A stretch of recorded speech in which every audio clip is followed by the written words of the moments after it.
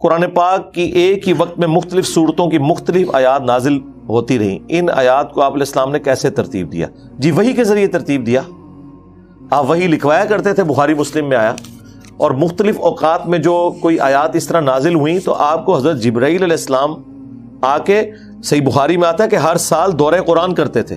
اس وقت تک جتنا قرآن نازل ہوا نا تو نبی علیہ السلام حضرت جبرائیل کو سناتے تھے۔ نبی علیہ السلام کو تو اللہ تعالیٰ نے نیچرلی حافظ قرآن بھی بنا دیا تھا نا۔ وہ قرآن میں سورہ القیامہ میں آیا کہ یہ ہمارے ذمے ہے، اس قرآن کا آپ کو پڑھانا اور آپ کے لیے جمع کرنا اور اس کی تفسیر اور بیان بھی کرنا، یہ ہمارے ذمے ہے۔ تو نبی صلی اللہ علیہ وآلہ وسلم جو کچھ یعنی اس کیفیت سے گزرتے تھے نزول وحی کی، آپ کو وہ کریم بھی ہو جاتا تھا۔ پھر بھی ہر سال رمضان میں حضرت جبرائیل علیہ السلام سامنے حضور کے بیٹھ کے آپ سے قرآن سنتے تھے۔ تو وہ جو لوح محفوظ میں ترتیب ہے اس کے مطابق نبی علیہ السلام کو بتایا جاتا تھا کہ یہ آپ آیت اس جگہ پہ رکھ دیں، یہ آیت اس جگہ پہ رکھ دیں۔ وہ آلریڈی اللہ کے علم میں تھی، لہذا قرآن کی جو ترتیب ہے یہ بھی وحی کے ذریعے ہے، یہ نبی علیہ السلام کے اجتہاد کے اوپر نہیں ہے۔ ایون آیات کس جگہ پہ کون سی آیت مکمل ہوگی، یہ آیت اتنی لمبی ہوگی، یہ چھوٹی ہوگی، یہ بھی آپ کو وحی کے ذریعے بتایا جاتا تھا۔ اور پھر بخاری میں یہ آتا ہے نا کہ جس سال حضور کی ڈیتھ ہوئی ہے اس سال 2 دفعہ حضرت جبرائیل نے دورہ قرآن کیا تھا۔ اس سے حضور نے جج کیا کہ یہ جو 2 دفعہ ہو رہا ہے نا، اس کا مطلب ہے یہ انشور کیا جا رہا ہے کہ قرآن اسی ترتیب میں ہے۔ تو اسی پہ پھر آپ نے سیدہ فاطمہ کو بلا کے یہ کہا تھا، جو ایک بات کان میں کہی، بخاری مسلم میں آتا ہے کہ وہ پھر رو پڑیں، اور پھر ایک بات کی تو وہ مسکرا پڑیں۔ سیدہ عائشہ کہتی ہیں کہ حضور کی زندگی میں تو میں نے یہ نہیں فاطمہ سے پوچھا، لیکن نبی علیہ السلام کی وفات کے بعد میں نے سیدہ فاطمہ سے کہا کہ اس حق کے سبب جو میں تم پہ رکھتی ہوں، ظاہر تمہاری ماں بھی ہوں، مجھے بتاؤ کہ نبی علیہ السلام نے تمہارے کان میں کیا بات کہی تھی۔ تو انہوں نے پھر فرمایا کہ پہلی دفعہ حضور نے مجھے بتایا کہ عنقریب میں دنیا سے جانے والا ہوں۔ ہر سال حضرت جبرائیل علیہ السلام ایک دفعہ دورے کے لیے آتے تھے، اس دفعہ 2 دفعہ آئے، مجھے لگتا ہے اب میں دنیا میں زیادہ عرصہ نہیں رہوں گا۔ اس پہ میں رو پڑی، اور پھر انہوں نے بتایا کہ میرے اہل البیت میں سب سے پہلے تم مجھے آ کے ملو گی، اور 6 مہینے بعد فوت ہوگی سیدہ فاطمہ، اور کیا تم اس پہ خوش نہیں ہو کہ تم جنتی عورتوں کی سردار ہو؟ تو اس پہ میں مسکرا پڑی۔ تو نبی علیہ السلام کو پہلے یہ بات پتہ تھی، لہٰذا قرآن کی جو ترتیب ہے، اگرچہ قرآن اس ترتیب میں نازل نہیں ہوا، قرآن سرکمسٹانسز کے اوپر نازل ہوا ہے، اور یہ قرآن کی وہ خوبی ہے جو تورات اور انجیل میں بھی موجود ہے۔ اس سے پہلے کبھی بھی کتابیں سلیبس کی فارم میں اس طریقے سے نازل نہیں ہوتی تھی، وہ پہلے سلیبس دیا جاتا تھا اور اس کے مطابق عمل کیا جاتا تھا۔ قرآن وہ واحد کتاب ہے جو سلیبس ہے لیکن سرکمسٹانسز کے اوپر۔ اگر غزوہ احد ہوا ہے تو غزوہ احد کے فوراً بعد سورہ آل عمران کی 60 آیات میں غزوہ احد کے اوپر کمنٹری آ گئی ہے۔ غزوہ بدر پہ کمنٹری آ گئی سورۃ الانفال کے اندر، غزوہ خندق کے اوپر کمنٹری آئی ہے سورۃ الاحزاب کے اندر، اور غزوہ تبوک کے اوپر تو سورہ توبہ میں اتنی ڈیٹیل کمنٹری آئی ہے۔ ہر لمحے صحابہ کرام کو یہ فیل ہوتا تھا کہ اللہ تعالیٰ ہمیں ہر حوالے میں گائیڈ لائنز دے رہا ہے، اسی لیے 23 سال تک قرآن نازل ہوتا رہا۔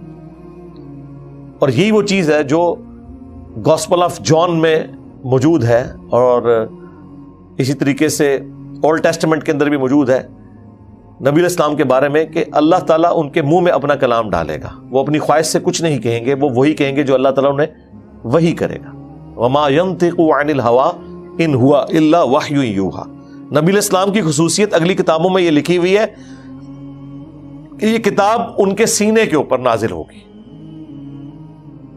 حضرت موسیٰ علیہ السلام کو تو تختیوں کی شکل میں دی گئی ہے۔ بہرحال یہ ایک بہت بڑی شان ہے۔ قرآن میں اللہ نے فرمایا لو انزلنا هذا القرآن على جبل لرأيته خاشعا متصدعا من خشیۃ اللہ۔ اگر یہ کسی پہاڑ پہ بھی نازل کرتے نا تو وہ پھٹ جاتا اللہ تعالیٰ کی خشیت کی وجہ سے۔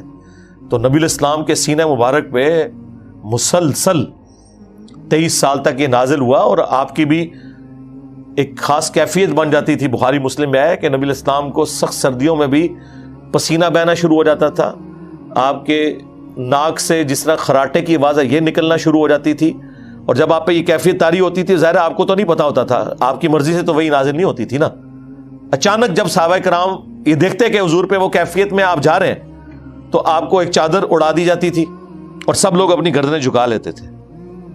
نبی اسلام کو اس حالت میں وہ دیکھتے بھی نہیں تھے. اور پھر جب نبی اسلام نارمل پوزیشن میں آتے تھے پھر آپ علیہ السلام وہ آیات تلاوت کرتے تھے. تو یہ سب کا سب معاملہ اللہ تعالیٰ کی وحی کی تائید کے ساتھ چل رہا تھا.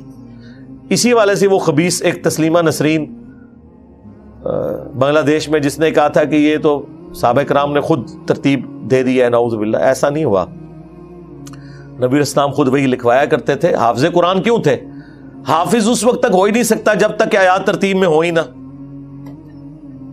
تو حافظ کا کنسیپٹ ہی یہی ہے. پھر ریٹن فارم میں وہ جو کیا گیا وہ جمع ایک جگہ کیا گیا. سینوں میں تو صحابہ کے جمع تھا. وہ 700 صحابہ جنگ یمامہ میں شہید ہوئے. صحیح بخاری میں آتا ہے. تو حضرت عمر نے مشورہ دیا کہ اسے ایک ریٹن فارم میں اس طریقے سے ایک جگہ جمع کیا جائے.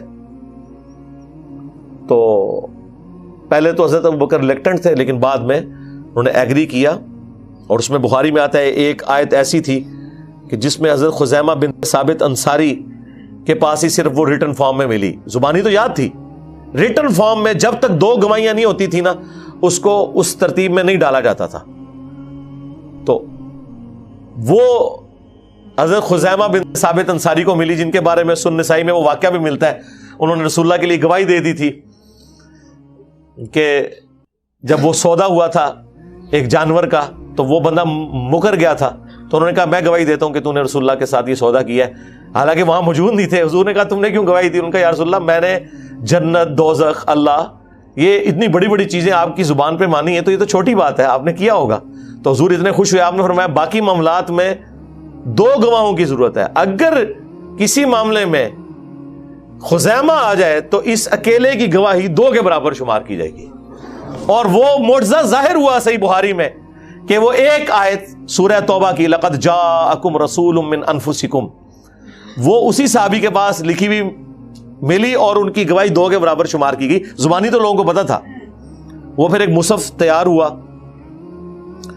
وہ مصحف جو ہے وہ حضرت ابوبکر کے پاس رہا. پھر حضرت ابوبکر صدیق رضی اللہ تعالیٰ کی وفات کے بعد حضرت عمر کے پاس، پھر سیدہ حفصہ کے پاس. اور پھر جب قرات کا اختلاف صحیح بخاری میں آتا ہے نا حضرت عثمان کے دور میں آیا تو اسی مصحف کو منگوایا گیا تھا. اس کے مطابق پھر باقی نقول تیار کی گئی تھی قرآن کی.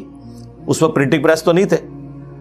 باقی نقول تیار کی گئی اور جو دوسرے قرات کے اندر قرآن ریٹن فارم میں تھے انہیں جلا دیا حضرت عثمان نے. اگرچہ وہ بھی درست تھے لیکن وہ قریش کے اس ڈائلیکٹ میں نہیں تھی تو قریشی اس میں ریٹن فارم میں رکھا گیا.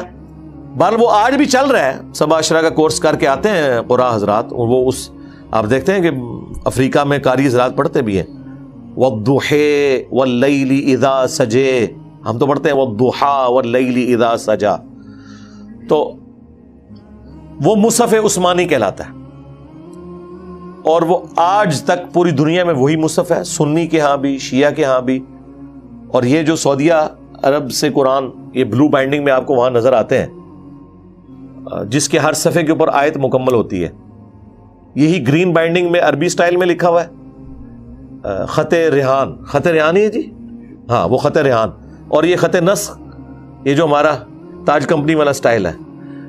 تو ہر صفحے پہ آیت مکمل ہو رہی ہے. دیکھیں کیسا کاتب یہ کمال کا دمشق شام کا وہ رائٹر ہے عثمان طاہا. وہ ابھی بھی زندہ ہے. اس نے یہ قرآن لکھا ہے. شاہ فہد پرنٹنگ پریس والوں نے پھر اس سے کئی قرآن لکھوائے تھے. ہر صفحے پہ آیت مکمل ہو رہی ہے. اس ترتیب سے اس نے لکھا اور اتنی پیاری ہینڈ رائٹنگ ہے. یہی ریڈ بائنڈنگ میں ایران سے چھپ رہا ہے. ابھی وہ مفتی فضل صاحب کی کل میں ویڈیو دیکھ رہا تھا. وہ آج کل وہاں گئے ہوئے ہیں عراق میں. تو آج کل شیعہ کی حکومت ہے. وہ شیعہ کی مساجد میں گئے. وہ کہتے ہیں یہ دیکھیں جی 40 پاروں والا قرآن میں آپ کو دکھاؤں. وہ مذاق کے طور پہ کہہ رہے تھے. اور اس کے شروع میں یہی سارے پیجز کھل رہے ہیں اور اس کے اوپر لکھا ہوا ہے مصحف عثمانی. اور یہیں سے شروع ہو گیا. یہی والا وہی اسی کاتب کا لکھا ہوا ہے. صرف باہر کی بائنڈنگ انہوں نے. ابھی ہم جب جواد نقوی صاحب کے مدرسے میں گئے تھے تو وہ ساروں کے پاس وہی عثمان طاہا کا ہی لکھے ہوئے قرآن تھا اسی کی ہینڈ رائٹنگ میں. اس مصحف کو کہا ہی جاتا ہے عثمان طاہا کا لکھا ہوا. تو بس عوام میں مشہور ہے جی سنی اور شیعہ کا قرآن الگ ہے جی. وہ بکری کھا گئی. وہ بکری کھانے والی روایت تو سنن ابن ماجہ میں موجود ہے, روایت بھی صحیح ہے. بکری کھانے سے قرآن کیسے ختم ہو گیا؟ اگر قرآن کے صفات کوئی آگ بھی لگا دیتا ہے یا کسی دریا میں بہا دیتا ہے پرانے اوراق کو, تو قرآن کو ختم تو نہیں کوئی کر سکتا. ایون قرآن کی جو پروف ریڈنگ ہے وہ آپ کو پتہ ہے کون کرتا ہے؟ حفاظ کرتے ہیں. اینڈ پہ کم از کم 4-5 حفاظ نے لکھا ہوتا ہے کہ ہم نے اس کو لفظ بہ لفظ پڑھا, اس میں کوئی غلطی نہیں ہے. قرآن تو 40 کریمنگ کے ذریعے رہا ہے. یہ پرنٹنگ پریس تو اب آئے ہیں, پہلے لوگوں کے گھروں میں قرآن تو نہیں ہوتے تھے نا. یہ تو اللہ بھلا کرے اجمیر شریف والوں کا انہوں نے پرنٹنگ پریس بنایا, اور بغداد شریف والوں نے اس کی انک بنائی, تو آج قرآن اور یہ بخاری مسلم پرنٹ ہو رہے ہیں. اتنی بزرگوں کی خدمات ہیں. ہاں کتنی نے گوریاں دی اور کتنی. تو پہلے تو نہیں لوگوں کے پاس یہ چیزیں ہوتی تھی. تو اب یہ ماشاء اللہ تعالیٰ یہ سارا سلسلہ شروع ہوا. تو سنی شیعہ کا قرآن ایک ہی ہے, اس سے کوئی قرآن ختم نہیں ہو جاتا. اس طرح کی روایتوں کی وجہ سے یہ نہ سمجھے کہ قرآن ختم ہو گیا. اور باقی جو قرات کا اختلاف ہے وہ بھی اسٹیبلش ہے, اس سے کوئی فرق نہیں پڑتا. یہ جو مصحف عثمانی ہمارے پاس موجود ہے اسی کو فالو کریں.